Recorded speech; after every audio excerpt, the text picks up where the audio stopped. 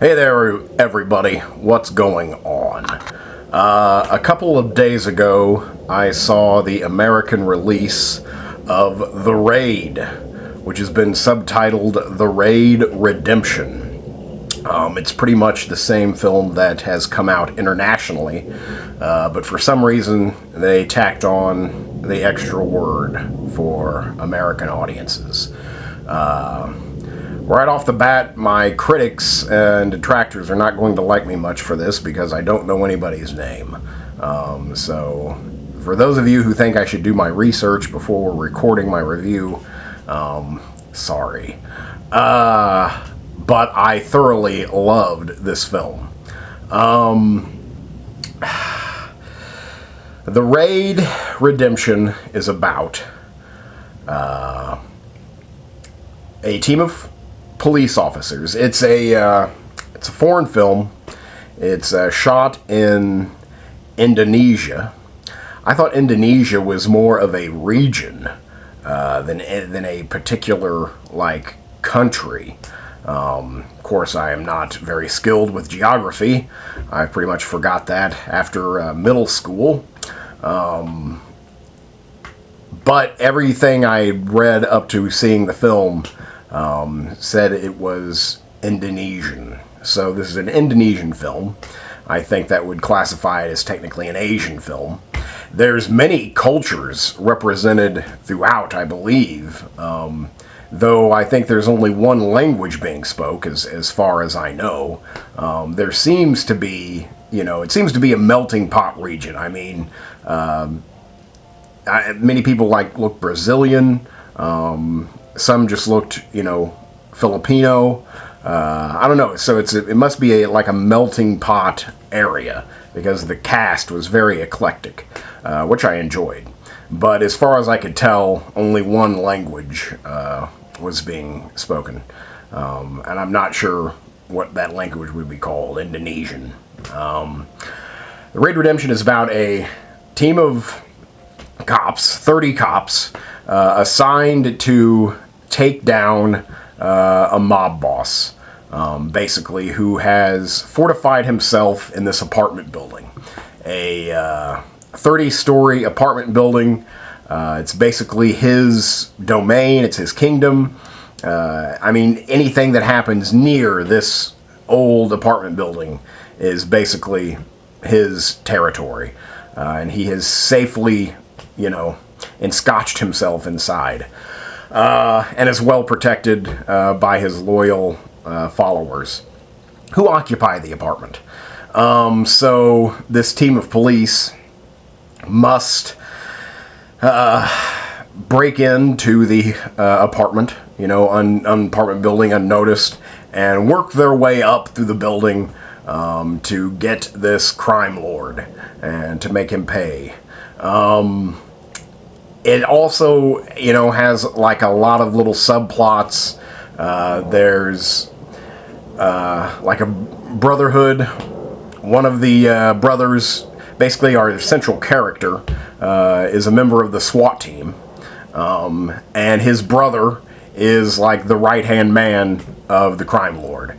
So you have this dual family go at it. The film starts with the main character telling his family that he'll bring his brother back. So that's, basically it in a nutshell. The film, if you're haven't heard about it, is, I want to say revolutionary in terms of action. It is an action film above all other action films. It's insane, really. It's a ballet of violence, beautifully choreographed fight scenes. I think my jaw, hit the floor, twice. I couldn't believe. I love it when I'm sitting in a theater, and I just wish beyond anything that I could rewind the film. That I need to see that again immediately, because I just want to. For one, everything is happening so fast, And I want to say, did I just really see that? And then when I realized what I really saw, I want to know how they did it. I mean, really, it's spectacular. I don't think I've said this yet. I think I'm really going to give it a 9. I don't see how I can't give it a 9. It's a master of its genre. So it may not be for everyone, but if you like action films, then, I mean, it's amazing. It's amazing. I can't tell you any of the stars. I really wanted to tell you the main guy because I think he's talented. He definitely knows how to fight, and he's definitely cut. And he doesn't have a very demanding acting role, but he did just fine. I, thought he was totally believable. So I think it's, and I've never seen him before, so it's like this emergence of a, probably he's famous in his own country, but I definitely didn't recognize him. But all the acting is fine. It's good for an action film. There's never the best acting. When you get basically stuntmen or, trained fighters who are now, stage fighting, you never get, like, groundbreaking acting out of them. But their performance is their movement, is their fighting. So I never really judge the acting in an action film just because I don't think that that's their primary form of expression. Their, primary form of expression is, beating the shit from someone. And they get, that done here. The director, if I have this correct, which I might not, because I read something about a film which usually makes me want to see it, and then I see it, and then I just don't, like, whatever. I've seen it, so I'm done. The filmmaker is an Australian filmmaker. Loves, action. It's his favorite genre, what have you. And so he's an Australian filmmaker, has been making films in Australia. Wants to make, the definitive action kung fu movie. So he sets out to do that, and goes to Indonesia to do that. He finds this particular style, and I've forgotten what it was. Something like Jakarta. I could be way off on that. Jakarta, so he finds his fighting style fascinating, and so he wants to make a Jakarta action picture. So the director, who has, he's got 3 names. I can't remember what it is, or maybe it's just a middle initial, but it's like Edward or something like that. Produced, wrote, directed, and edited the film. So it's, I love singular artistic expressions, and I think this is pretty much as close as you're going to get to it, because he had a lot of control here. And I think, I've never really heard his name before, and I definitely haven't seen a film from him before, but he's an amazing visual storyteller, I'll tell you what. Maybe the actual story isn't too complex, but again, the complexity is in the violence, is in the symphony of violence.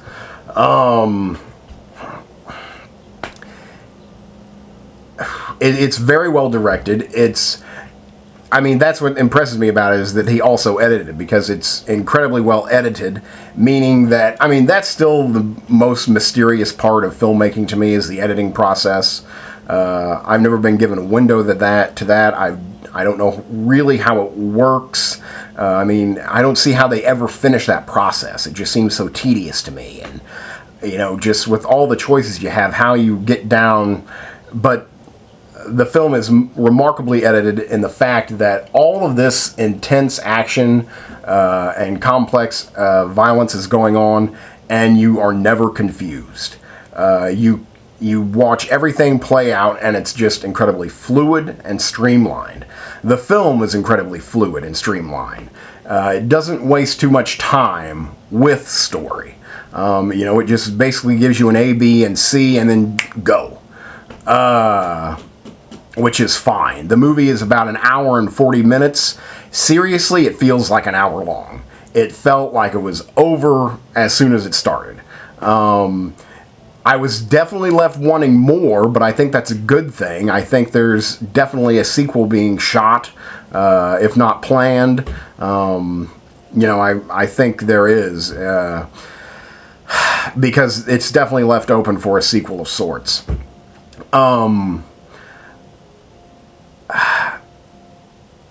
Sometimes, I think they, make a sacrifice, for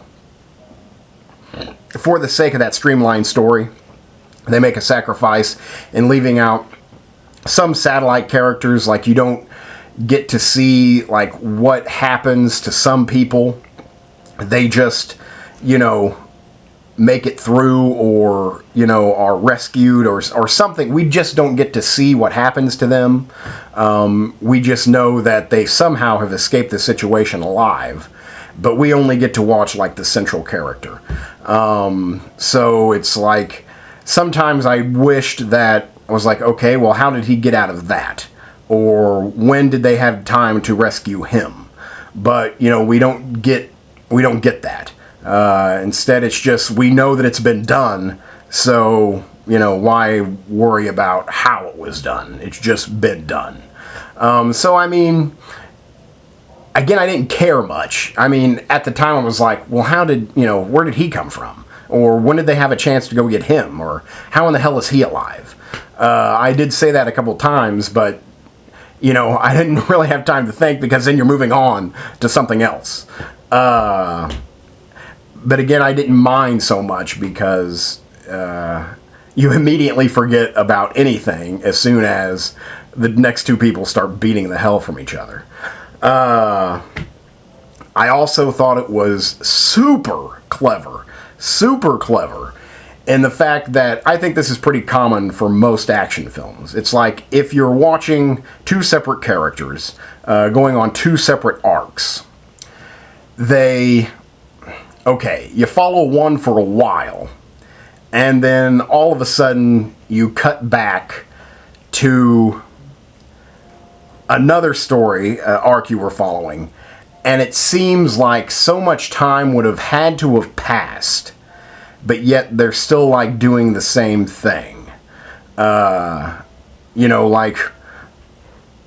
It's like the scene said, okay, now the audience is back, we can continue with this scene.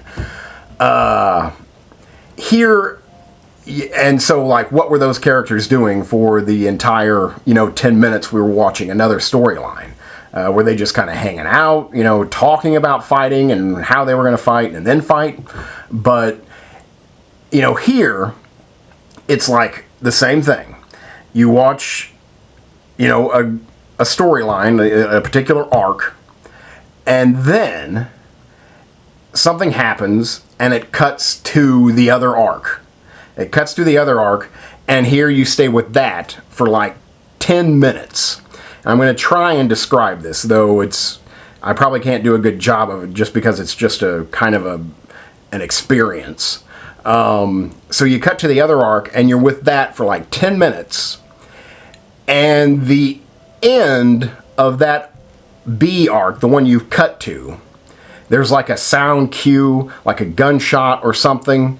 You hear something, and okay, that sound cue, that gunshot, goes back to Arc A, the story you just left, and that gunshot is what made you leave the scene in the first place. I don't know if I'm making any sense, but it's like they're fighting in fight. They hear a gunshot, then you leave, everyone like looks, and you go to Arc B, and they're like fighting, and there's a gunshot at the end of the fight, And that gunshot you hear is what made the people in Arc A, like, stop.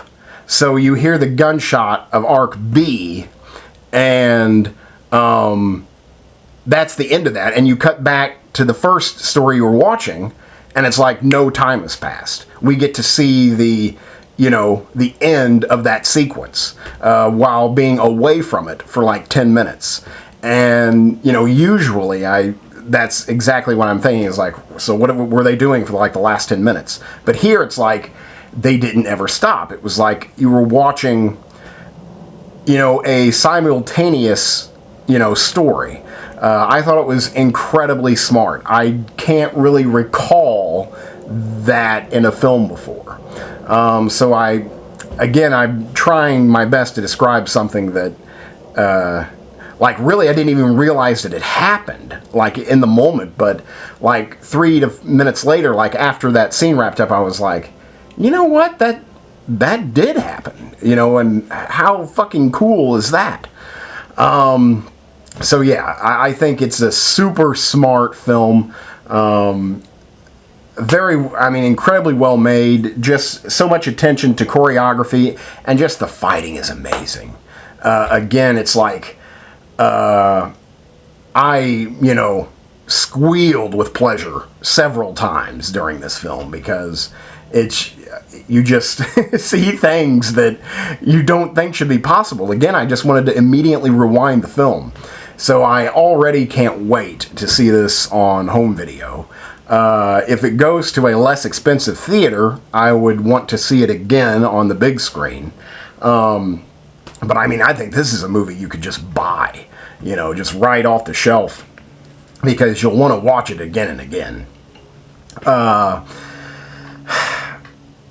I'm basically out of time. I hate going over my time limit, but it's just really good. The acting isn't anything fantastic. The story isn't complex. It's ABC. But really, the star of the show is the fight choreography, which was done by like 3 different people. This exposure to this fighting style that I haven't seen. The only other film I could compare it to would be Ong Bak, the Thai film from a number of years ago. I think there's been 2 sequels to the original Ong Bak, and that director has had other films like The Protector and Chocolate. Ong Bak is his debut film, I guess, as far as I'm concerned, and as well as like our initiation to Tony Jaa. And Ong Bak is good. I don't think it's nearly as good as this. I thought the fighting in Ong Bak was amazing, and everyone for a while was just trying to imitate that. But not only do you have that just unbelievable otherworldly fighting style on display here, but you have this intelligent filmmaking that it takes it up to the next level. And when I think about Ong Bak, I think about the, what I call the Kubrick fight scene, where it's a tracking Steadicam shot if you've seen Ong Bak, you know exactly what I'm talking about. The Steadicam shot that follows Tony Jaa up this like spiral staircase of carnage to get to the top to fight this badass guy. That one scene is what I think about when I think of Ong Bak. But when I think about The Raid, I'm just thinking about everything. I'm thinking about everything, and I so very much want to see it again. I really enjoyed it. It's definitely one of the best times I've had in the theater in a while. Just really fantastic. I wish I knew more about it so I could praise the crew's names and the actors' names, but I don't. But if this comes anywhere near you, it would be so worth the time and the money to see this on the big screen. Because it's really just kind of mind-blowing. And I'm serious, like, my mouth was open, just my bottom lip dropped like twice. Like, I could not believe what I was seeing. So I really think that's quite spectacular. That doesn't happen every day. So I really enjoyed the film.